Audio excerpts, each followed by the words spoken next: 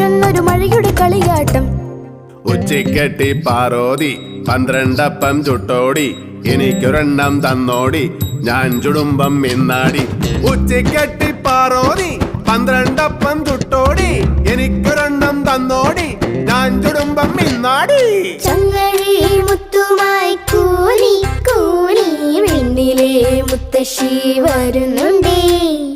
കാറ്റിന്റെ കൈത്തട്ടി താഴെ പോയി വെള്ളരം ഇനങ്ങണ മഴമുത്ത്. കുന്നിന്മേലെ ഒന്നു വീണു, ചന്നം ഭിന്നം രണ്ടു വീണു, പിന്നെ പിന്നെ പേകുപെരുത്തു പെരുമഴയൊരു പുഴയായി.